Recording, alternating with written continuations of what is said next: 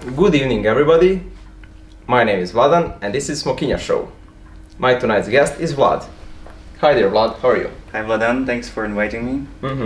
And Vlad, you're involved in youth work for some time now. Can you tell me more about NGO sector and your experience in it?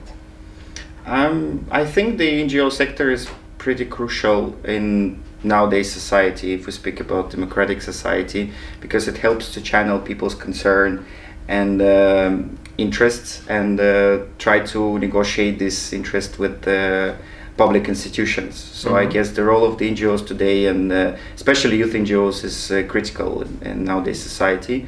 If we want to, if young people want to get some idea through, or if they have some project that they want to develop, so NGOs is a good place to do that. Okay, but as everything in this world, it also has flaws. Exactly. Yes, but I would say anyway, advantages are more myriad than the flaws. Okay, and if you could change any of those flaws existing, what would it be? To be honest, difficult for me to think about the flaws. I mean, it depends on the perspective you look at this from, because NGOs have a unique status, I would say, in a society. But to be honest, I cannot name like the flaw that maybe there is. It's always a matter of perspective you're watching it from. Okay, yeah, I agree with that, but I was thinking more about the things that could be improved. Well, where is the space for improvement of the NGO sector? Okay, I think it's definitely giving NGO more freedom and more opportunities. Because in some places, in some areas, and the governments or the administrations, they don't see the role of the NGO, or at least they don't see it in the way that the NGO should be seen, and this creates some problems and challenges that the freedom of work for the NGOs is stifled, and they have a really small capacity to act. So I think this is a matter of whole society to see the necessity and need of this NGO role, but at the same time for the NGOs to present themselves for people. Okay, and NGOs played a huge role in youth work. Yeah. And where can we see the most impact of NGOs on youth work and young people in general? Do you talk about the sectors or? Yes. I think it's definitely education, and nowadays it's becoming increasingly important employment, because the unemployment is growing everywhere in the world, unfortunately, and young people need to be really prepared for entering the market with the skills, because the employers want to see them as such. So I believe that these are the sectors where NGOs have a big role to play. It's definitely capacitating young people. Okay, thank you. So a few days ago we asked few people in Plovdiv what is a healthy lifestyle during the global pandemics. And we have that video and we'll see it now.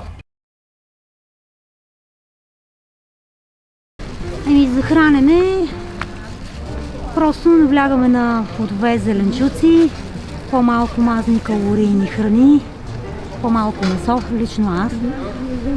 Гледам плодове, зеленчуци, фрешове, витамини. Тъй като, знаете, зимата човешки организъм има нужда от витамини за студа, за коса, за ногти и за цялостния организъм. И по време на пандемията, и извън пандемия, здравословният начин на живот означава повече движение, въздух, прекарване повече време сред природата и евентуално, ако човек може му позволява здравословното състояние, да се занимава с някакви практики, които са полезни за него. Някакъв вид спорт, йога, тайчи или нещо подобно. Естествено, най-важно е храненето. Умерено хранене, според мен, не трябва да има ограничения нито по отношение на месото, нито по отношение на другото. Умерено. Но най-вече въздух и движение сред природата. И да има дистанция, да се пазим, да носим маски и да не общуваме с много хора. Здравословен живот по време на пандемия е, може би, да се храните по-здравословно с повече зеленчуци да включите в диетата си и някакви упражнения или разходки навън. Също здравословен начин на живот може да включва и психическото ни здраве, затова трябва да се грижим за нашето мислене, в смисъл да сме спокойни по тези времена и да не се притесняваме толкова много за всичко и да се грижим за себе си. И здравословно хранене и разходки, движение и хубава храна. Да се тренираш, да ядеш здравословно, плюс това по-често може би всяка дня много хора да излизаш. Да се разхождаш. Абсолютно същи като и не по време на пандемия. Ами да бъдеш щастлив, да се правиш щастлив, да правиш нещата, които обичаш. Както той каза, на първо място е всъщност как се чувстваме, защото чувствата определят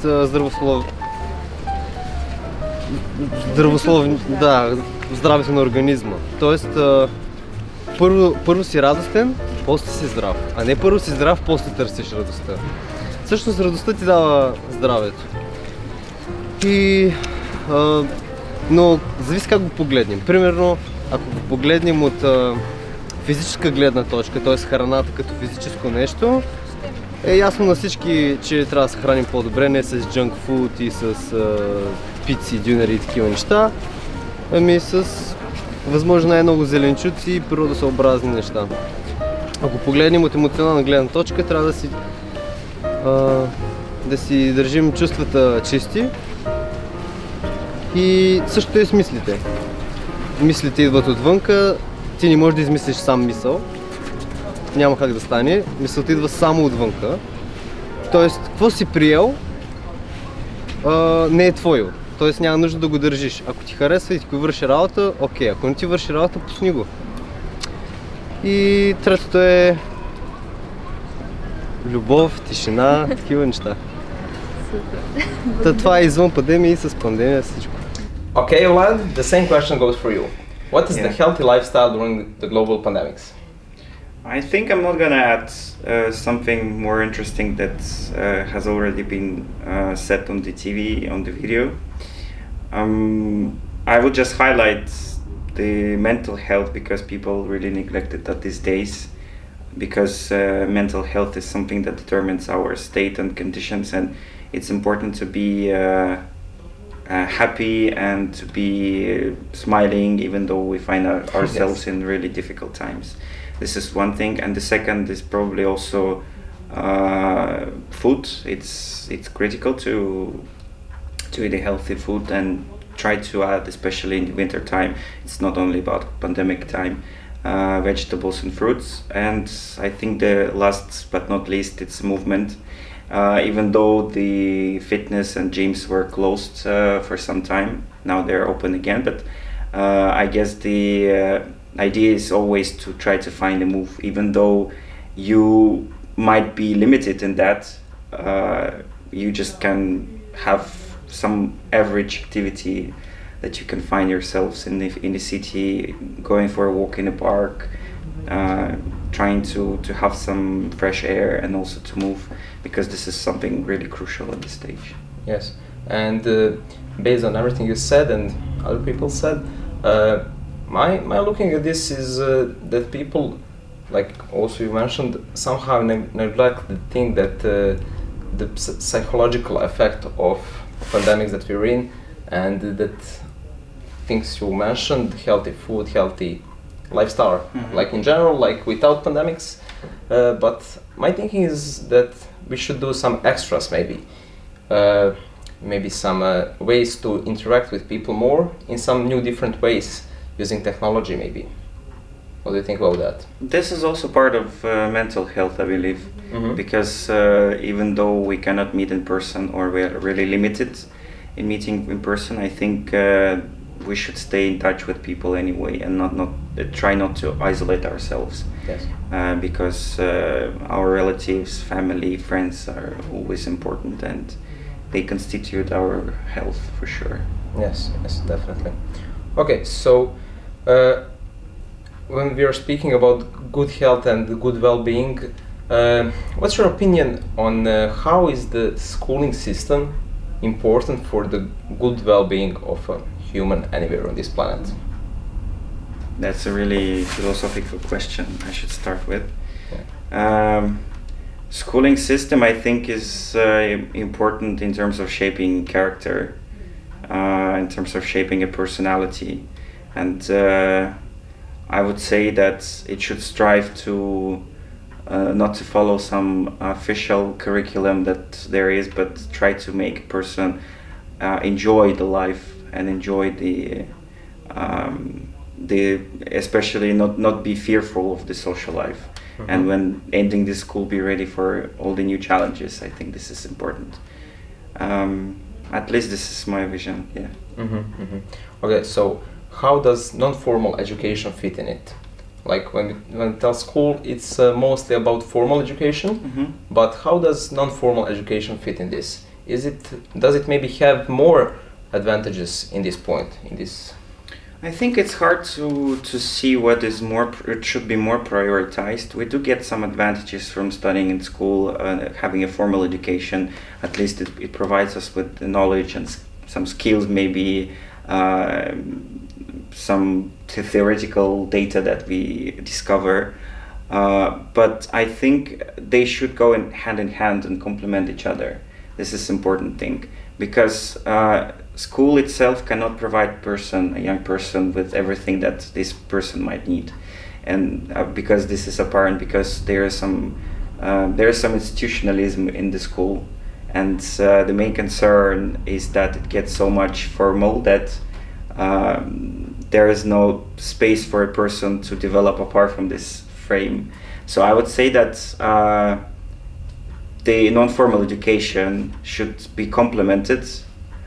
Should be a complement to the formal education, but strive to develop exactly the skills and more practical knowledge that the person might get, especially in terms of civic adaptation, working with people, interacting with people, and communicating with them, because apparently the school can provide it, but really to a really small extent.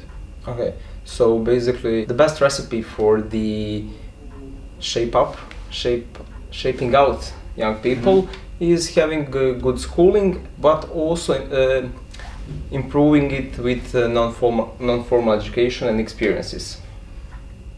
Yeah, I think I don't like the word shaping, because this is something that we don't need to strive for some kind of ideal form, mm-hmm. ideal person, and try to look into what the person needs itself. I think that is also a matter of also advantage of non-formal education, that it tries to work only with the needs of a person rather than trying to have some official curriculum that you need just to accomplish. Okay, so when we speak about schooling, people usually, young people and kids in school, bond first relationship with each other mm-hmm. while at school or high school or even universities. And during these pandemics and the lockdown and the schools not working from sometimes in one or the other part of the world, how do you see the effects on their well-being and their relationship? Because they're at the age when they are forming the relationship, and it suddenly stopped. So what do you think, what are the bad consequences and how could they be fixed? The consequences, you mean, of a pandemic? Yes. To be honest, I think we're not yet at the point of making conclusions of the pandemic, because it's still ongoing. Mm-hmm. I think one of the most important lessons that we will probably have learned is to heal again personalities and people overall, because this is something that the pandemic has really severed, this relationship between people, making fear and making discomfort. And I think this is something we will need to strive to return back to some normality, let's say, and bring this feeling to people. Yeah, exactly. You said the pandemic is still ongoing, yes. As we all know that, and that's the reasoning behind the question. Like, what's the things that people can do at the moment to fix their relationships with each other and to make it more bearable, to make it easier? I mean, we don't. How do you say it? We do have physical distancing, but we don't need to have social distancing. I guess we should stay in touch anyhow on the with each other and through the means that we have. Fortunately, we are living in 21st century, and there are lots of means for being together, even virtually. So I think.